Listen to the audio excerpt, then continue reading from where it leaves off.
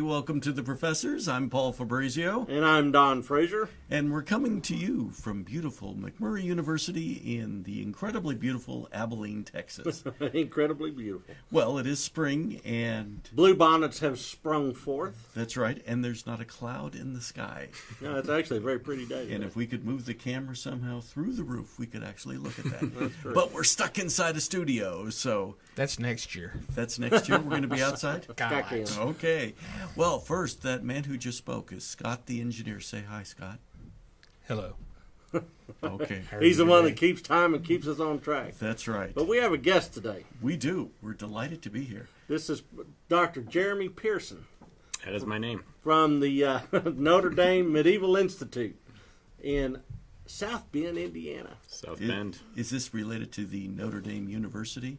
It is right smack dab in the middle. There is the office is in the Hesburgh Library, which has one of those touchdown Jesuses.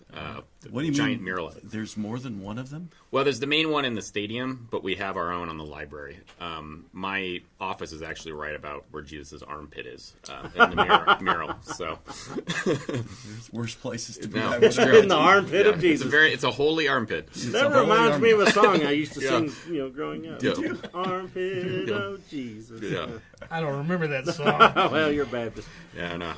And we need to congratulate you. Didn't Notre Dame do well? Women's NCAA Yeah, basketball? we're national champions. Yeah. National Last champions, second yeah. shot, a miracle shot. Yeah. So It helps to have Jesus on your side. when it but comes it's to not that. touchdown Jesus. I guess that's Well, no, that's I've posted on Facebook about this during the game. I was like, look, they call it touchdown Jesus, but maybe he's going up to block a shot. You don't know. yeah. Yeah. Very good. Yeah. So, Don, why do we have this guest here today? This is special. He is a specialist A specialist. in the Crusades. He has been writing about the Crusades and the early interactions between Islam and Western Europe. And so I said, you know what? That is certainly timely for the here and now. And while he's on campus, let's have a conversation about that. Very good. Well, before we get into that, briefly tell us about yourself, where you're from, where you've completed your education, that kind of stuff. Yeah, so I was born in Oregon. My parents were missionaries, so I grew up abroad for a lot of my life. But when I was 16 years old, we moved back to the United States. I graduated from high school in Sacramento, California, and then I went to school. I literally moved the day after I graduated from high school. It was like, all right, it's been real, Mom and Dad. I'm getting in the car and driving to San Francisco. And I went to San Francisco State for my. I started out as a film major. I took a few history classes. Was converted into a history major, the kind of thing we're trying to do here and at other places.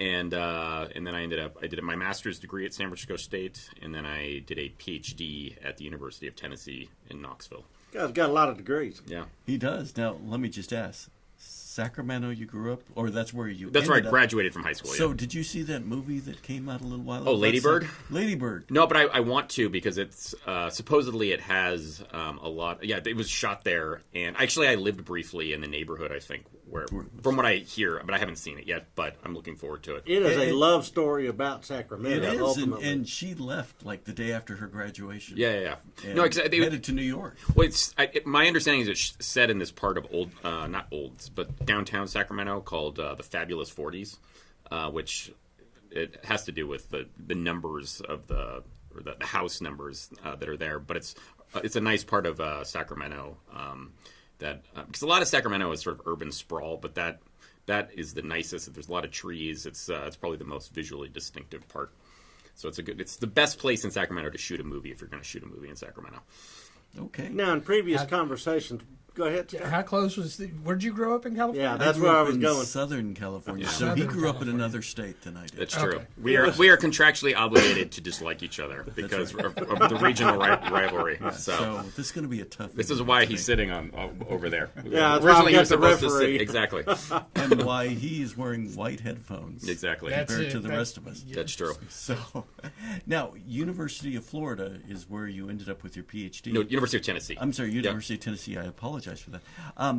But Yeah, what was we're the Gators. We did not abide with the Gators. okay? Yeah. My apologies. But He's a volunteer, my colleague. What was the triggering event that got you interested in history?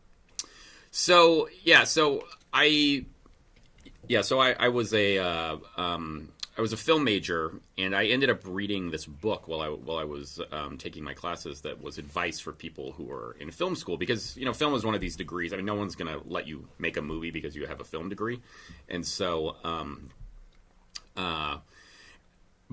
So I read this book that was sort of advice that if you're going to go to film school, and it said that if you're going to go to film school, that they recommended possibly double majoring in either English or history. Seriously. Because, both of those are disciplines that deal with, narrative and storytelling and that sort of thing. And so I was very susceptible at that time. And so I was like, I'll take a few. I'd always liked history.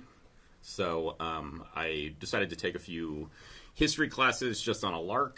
And it was the first place that I really felt like, oh, I belong here. This is what I was meant to do, and so it just felt right, and I kept doing it.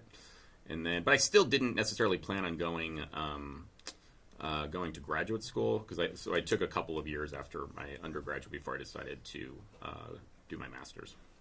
And what made you interested in the Crusades? Well, history's a long Yeah. time. There's a lot of stuff to study. Why is that? Well, so what happened was, I originally thought, so when I started my master's degree, first of all, I didn't know I was going to do a PhD when I started the master's program. And when I originally started, I thought I was going to do late antique Christianity, so sort of early Christianity.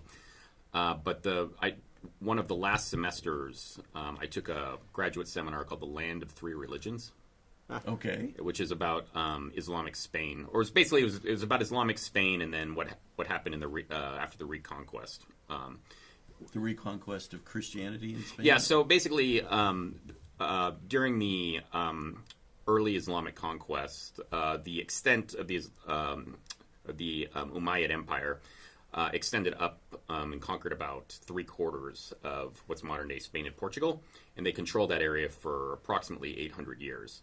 The people who had lived in that area were descendants of the Visigoths, who had come and sort of taken over that part of the Roman Empire after the fall of the Roman Empire, and so they were sort of pushed up to basically sort of the mountains that are there near the border to France, and over time they ended up reconquering a lot of that area, but it took hundreds of years to do it, and when the area was reconquered, it's not as though all the Muslims were left. I mean, most of the regular people were Muslim, and the rulers who took over that area, they had an investment in keeping those people there, because these were the people who, otherwise they didn't have people to work the land and do all these sorts of things. And also, one of the things that's interesting when you study interreligious relations is oftentimes rulers of one religion had an incentive to not have people convert to their religion, because whether it's Islam or Christianity, there were rules about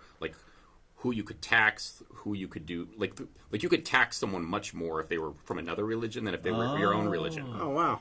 And so they actually there was a book by a famous historian named John Boswell called The Royal Treasure, and it was the Spanish kings after the Reconquest considered their Muslim subjects the royal treasure, because they were able to tax them and do things that they would not have been able to do so they actually didn't want them to convert to Christianity, because otherwise it would hit them in their pocketbooks. And That's the first I've heard of that. Yeah, don't convert. Yeah, exactly. You'll drop a tax bracket. Exactly. So your study of that, how did that lead to the Crusades then? Well, yeah, so... and we got less than 2 minutes. Okay. No, I've been wondering what's going on over here. So it's like, do I need to Yeah, he's got here? this affliction. He twitches and stuff. If you need me to do something, just let me know. Or I'm going to kind ignore of this. Tourette's over there on the right. So I took that seminar, and I was like, oh, actually, no, I want to do this instead of late antiquity. So around that time is also when I really seriously began to consider going to graduate school, doing a PhD. But I realized at that point, because I knew that the academic market was tough, and so I needed to pick a topic that was relevant enough, that was more likely to get me a job, but also I needed to accumulate skills while I was in graduate schools that would be employable if I wasn't able to get a job in academia. And so, learning Arabic, for example, was a vital skill.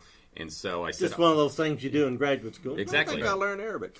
Yeah, and so a lot of the scholarship on Muslim-Christian relations in the Middle Ages had centered on Islamic Spain, or Al-Andalus, as we say. And a lot less work had been done on the Eastern Mediterranean. And so I said, I'll go over and focus on the Eastern Mediterranean, which included the Crusades, because there was a lot. I felt like there was a lot more room for me to do some original scholarship. And it's successful. Yeah. No, I mean, Yeah. the focus of my dissertation, which I obviously don't have time to get into right this second, but is about this guy that, I basically have, there's an author that's an important author that I've completely reclaimed in my dissertation, which, doing that in Al-Andalus, because so much more scholarship would not have probably been possible. Okay. So that's what we're going to hear about. Yeah, after that's the this break. cliffhanger. Okay, that's the cliffhanger.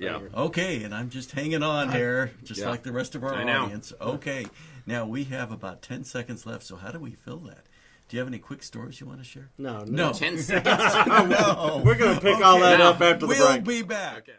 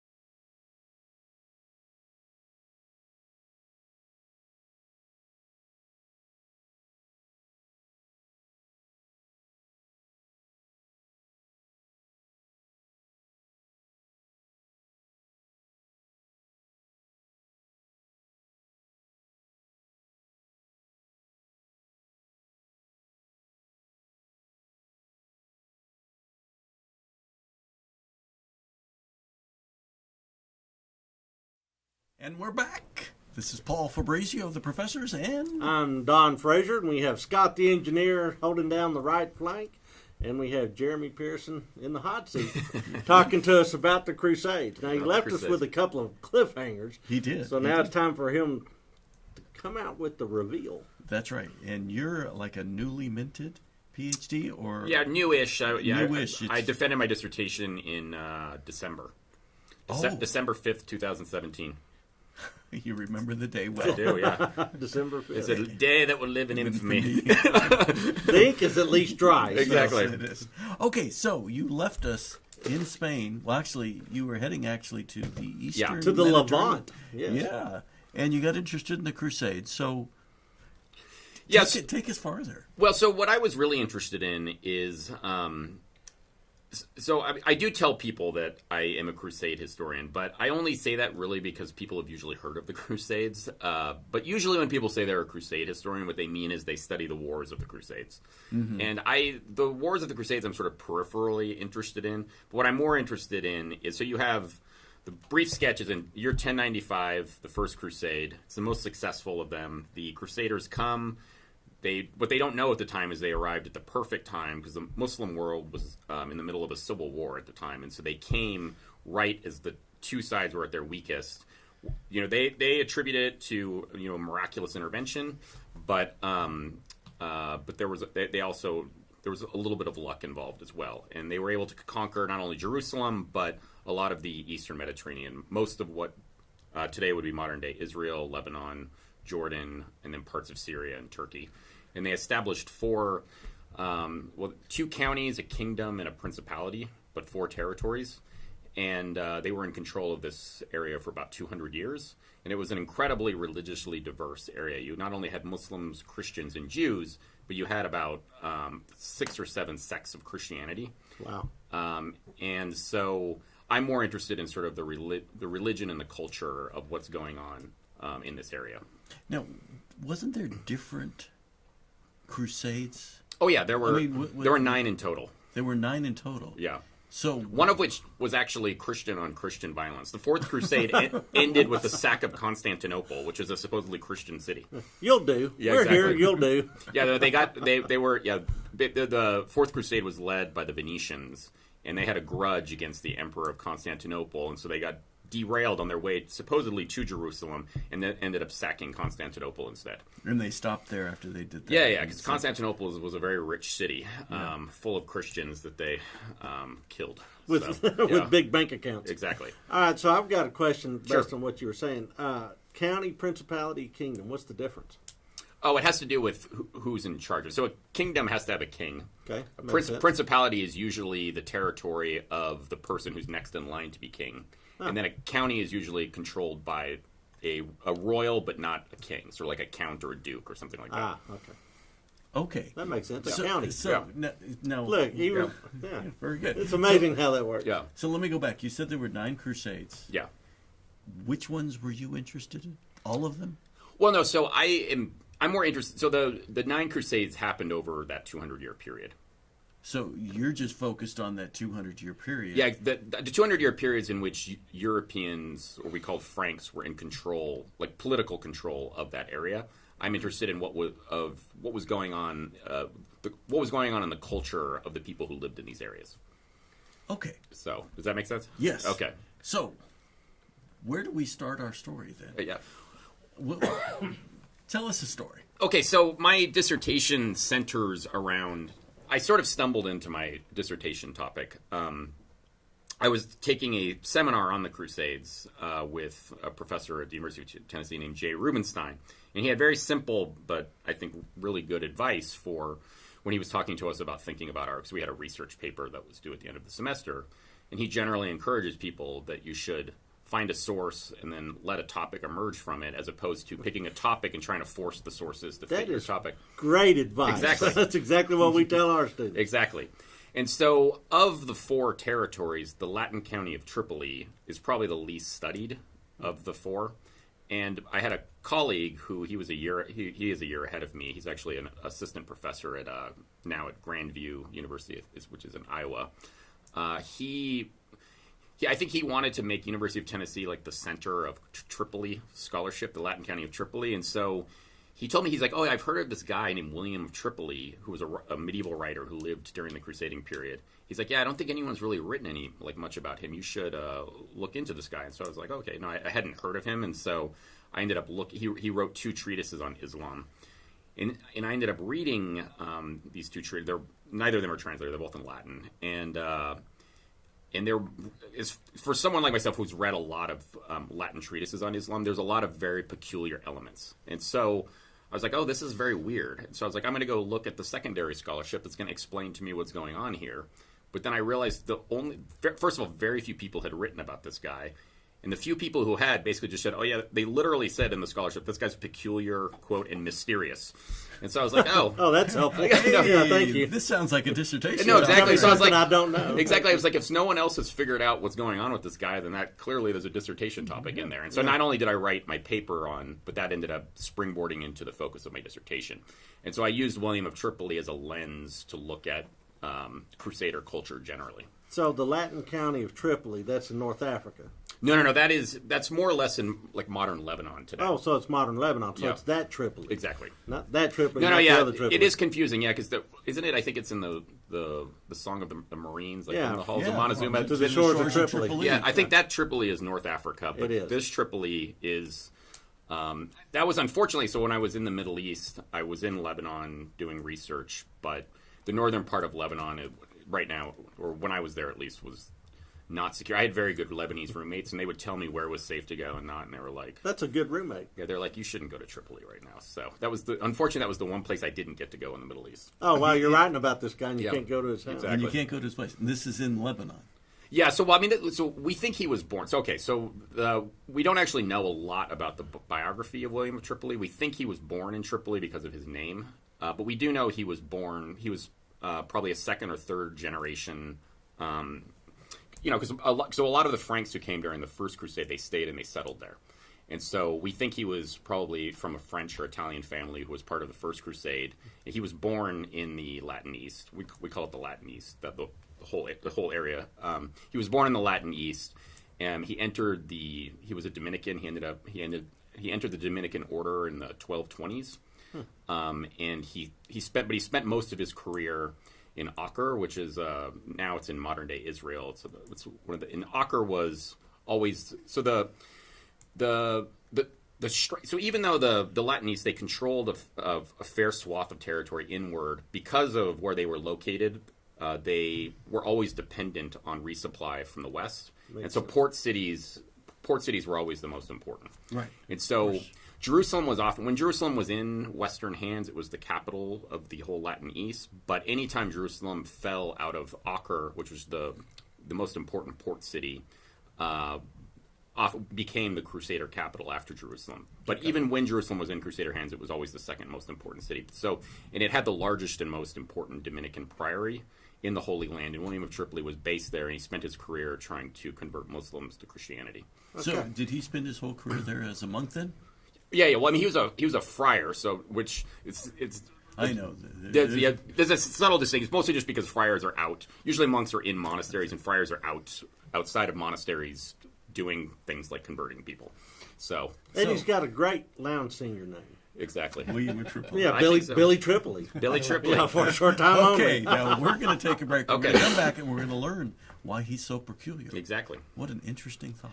B-Trip.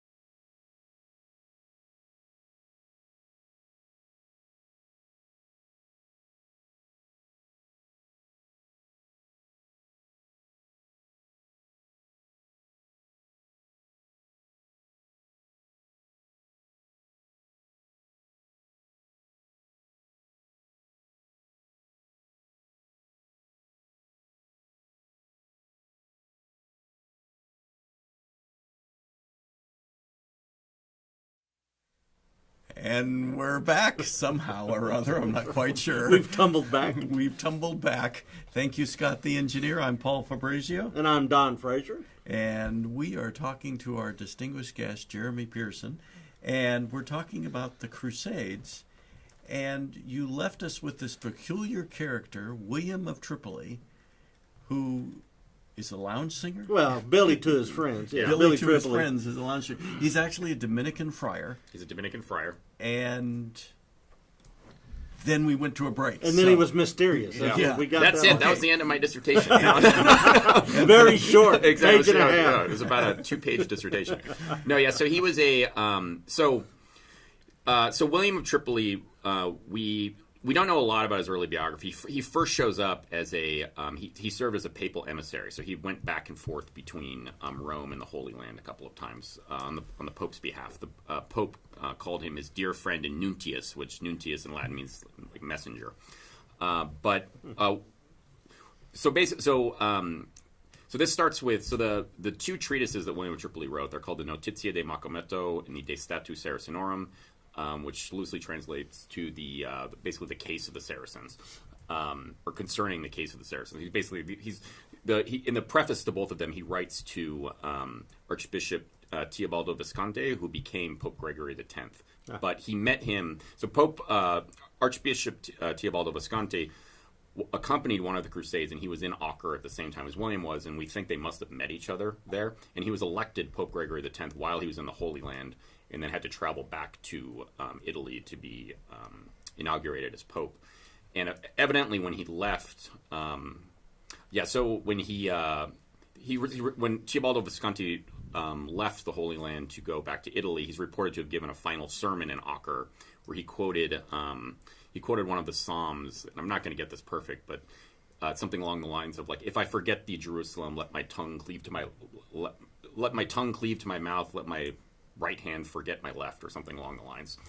And he did not forget Jerusalem when he left, and Jerusalem became ensuring, because at the time that William of Tripoli is writing, the Crusader states are in a real peril, because it's towards the end of the crusading period. So what years are we talking This about? would have been in the mid 1200s. So the kingdom of Jerusalem has already fallen? Yes, the kingdom of Jerusalem. Sultan Baybars, who ended up actually conquering the entire Latin East. He had just conquered the major Crusader city of Antioch, and had completely razed it, and had pretty much slaughtered everyone who lived there. And so they knew that he was ascendant and that he could potentially take. I mean, Acre was really the last holdout at that point, or it was the last major city that hadn't fallen yet.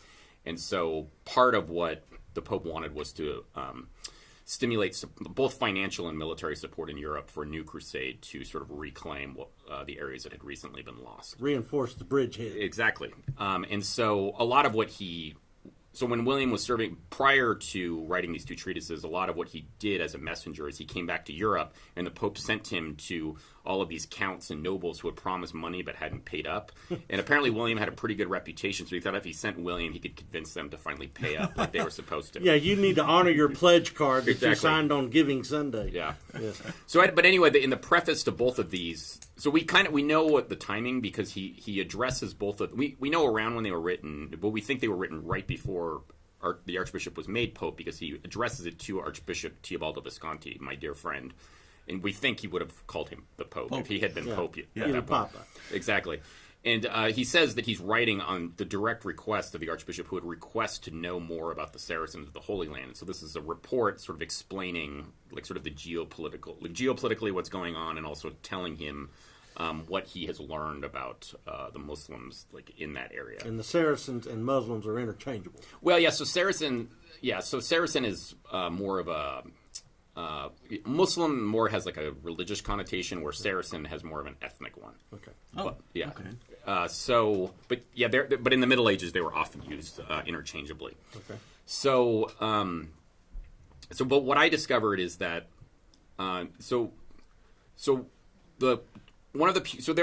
actually Islam was a topic that a lot of Latin writers wrote about in the Middle Ages. But usually, when Latin writers wrote about Islam, it was highly polemical. And so, when they would write about Muhammad, so for example, the first part of both treaties is a biography or a life of Muhammad. Mm-hmm. And lives of Muhammad were written throughout the Middle Ages, but usually the writers of these biographies attempted to portray Muhammad in the worst possible light. Oh, sure. So Muhammad's a bad guy. He's not as good as Jesus. Exactly. Yeah. He's a magician. He's a fraud. He's a he's lecherous. He's all of these sorts of things. Like, any Muslim who read it would be highly offended.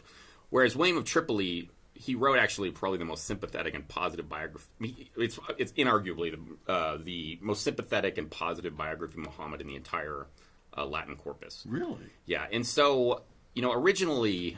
So anyway, so a lot of people who have... So that's just... When you put it side by side with the things that other Latin writers are writing, it doesn't fit. It's a bizarre... It seems like a bizarre anomaly. But my realization in... So that's just one example. There are a lot of examples throughout the treatise where he writes about Islam in ways that are fundamentally different than most of his contemporaries would have. And so, but my revelation is that the peculiar elements, that in each of the peculiar elements in his two treatises has a parallel in the Arabic Christian tradition. So what he's doing, so what's clear is that he is borrowing. So there were a lot of, so in the Latin East, in addition to Latin Western Christians, there were a lot of Eastern Christians, many of whom spoke, in Arabic was their primary language, Arabic was their liturgical language, and so it's clear that he... You know that? Yes. Yeah. I did not know that. Yeah. Yeah, it's funny because this is one of these funny things, is that at the time of the First Crusade, numerically speaking, there were more Christians who spoke and read Arabic in the entire world than there were in all of Western Europe. Wow. Yeah. And so that's why, oftentimes Christianity gets associated with sort of Western civilization, Western history. But numerically, I mean, it's a Middle East religion that eventually spread to Europe. But there were, for most of Christian history, most of the Christians in the world lived in the Middle East.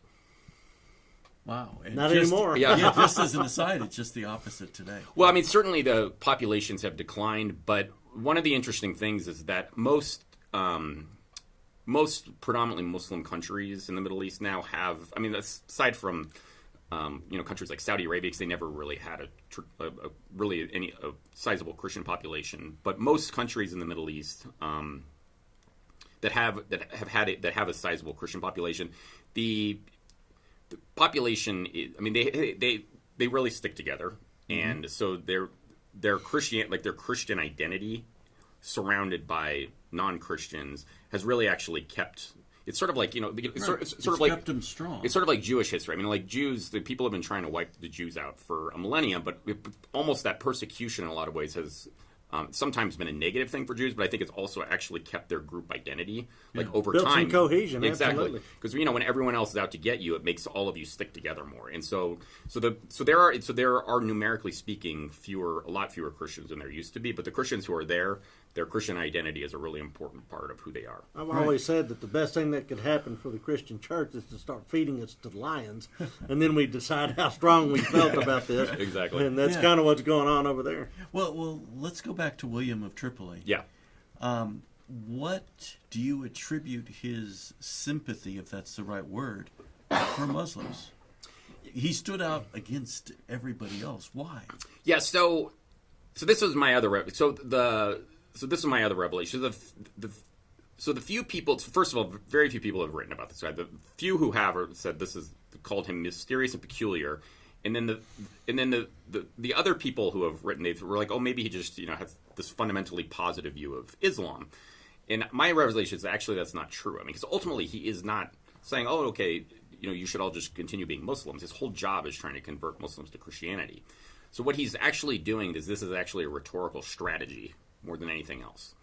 And what it reminds me of is so backtracking a little bit. So for Christians living in the Islamic world, they had to learn how to communicate with Muslims in a way where they could defend themselves, defend their religion, engage with Muslims on a religious context. But they also had to be careful because they were not in political control. So you could not, if you were an Arab Christian, you could not go around denouncing Muhammad and calling him a lecher and a whatever, because, you'd be executed. You'd get a knock on the door. Yeah, you get a knock. So the stories about Muhammad that were usually written by people far away from a Muslim. Well, certainly the absurdist terror ones group. were, but there was a biographical tradition. The Arabic, one of the other primary languages was Syriac, which is a Semitic language that's related to Arabic. There was a biographical tradition that was predominantly Arabic, where what they did is backtrack. Okay, so one of the fundamental. So there's a lot of stuff here, and Right, and we got about 30 seconds. okay. So maybe we should wait on that. There's a Yeah, okay. don't unpack that Okay. box because it's going to go spraying Yeah. all over everywhere.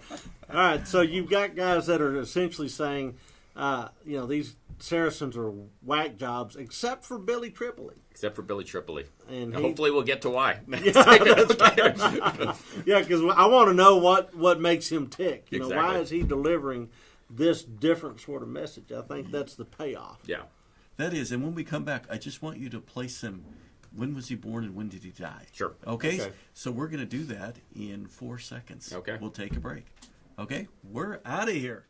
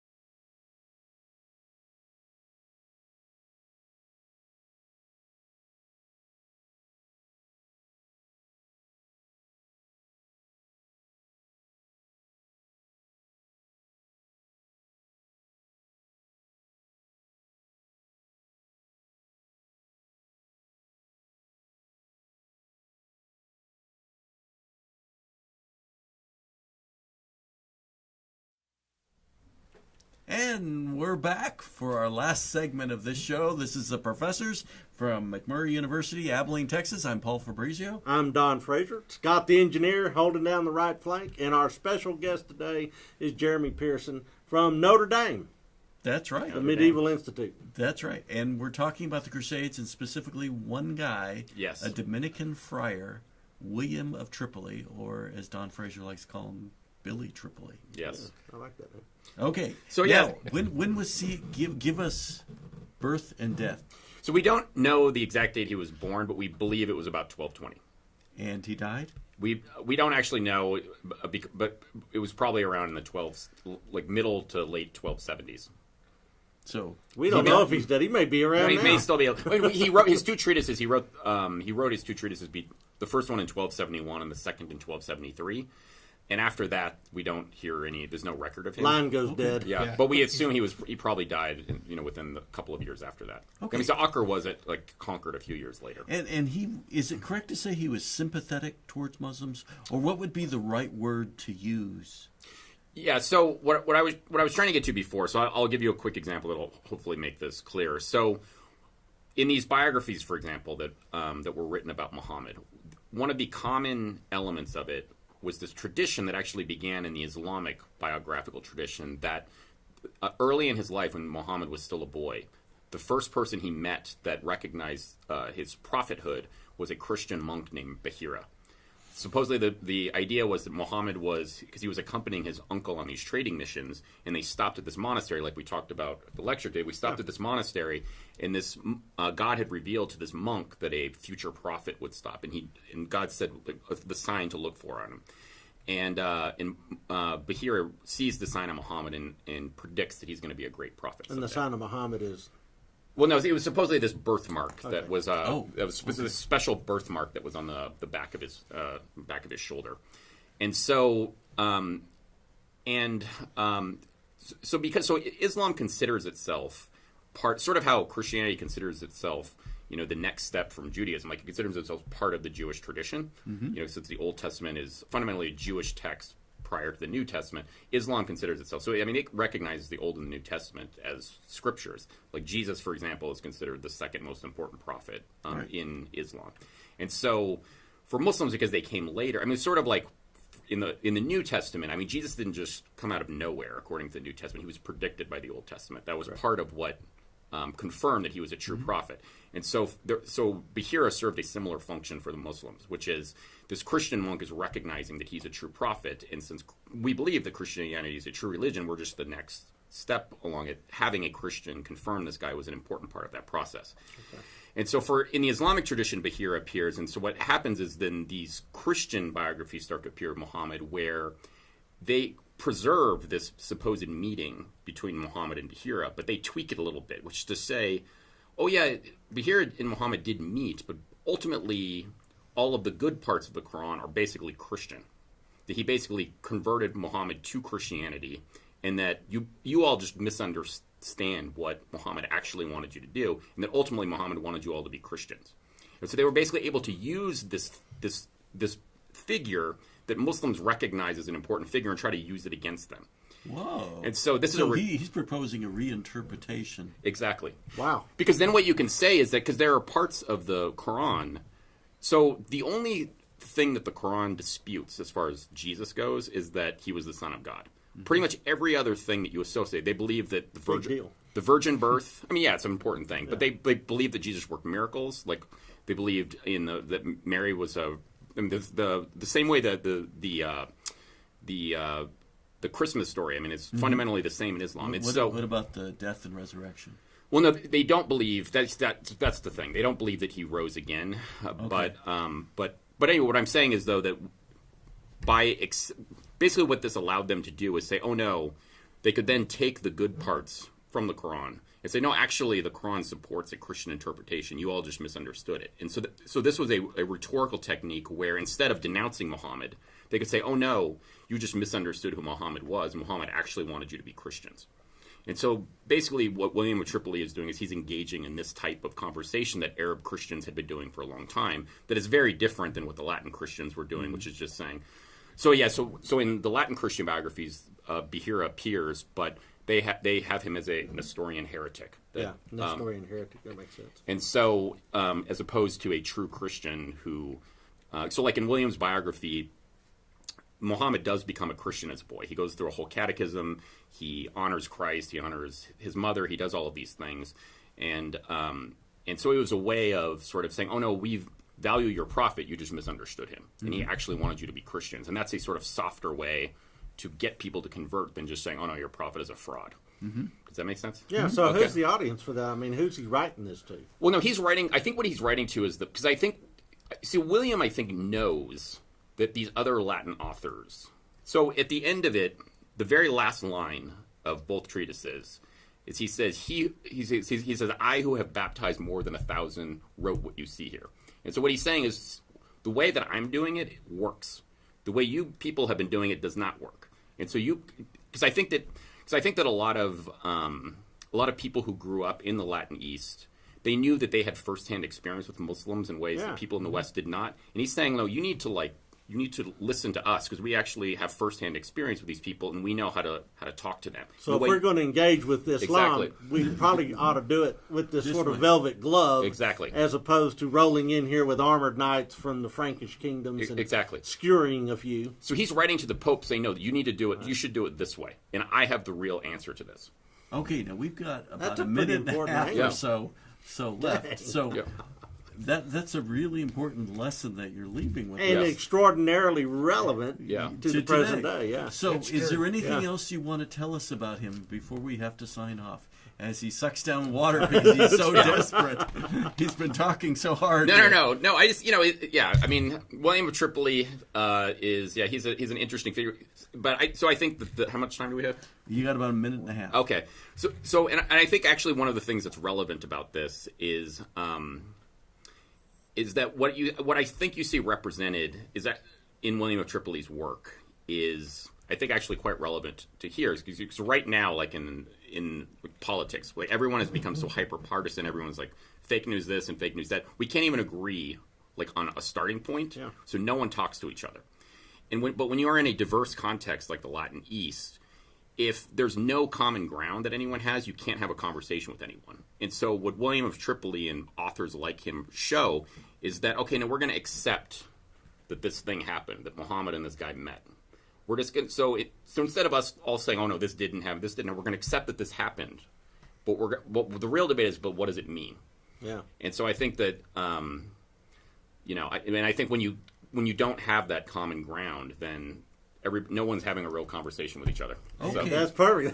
That's very good, and that's going to have to conclude our time. That is remarkable. Thank you so much, Jeremy Pearson from Notre Dame. We're so delighted. I hope there's you're a here. book coming out on this. I'm shopping it. I'm going to a conference Good. in May, and I'm shopping it. So And what are you going to say? This peculiar man? No, Is that going to be the title? No. We got to get out of Okay. here. All right, unfortunately. class dismissed. all right.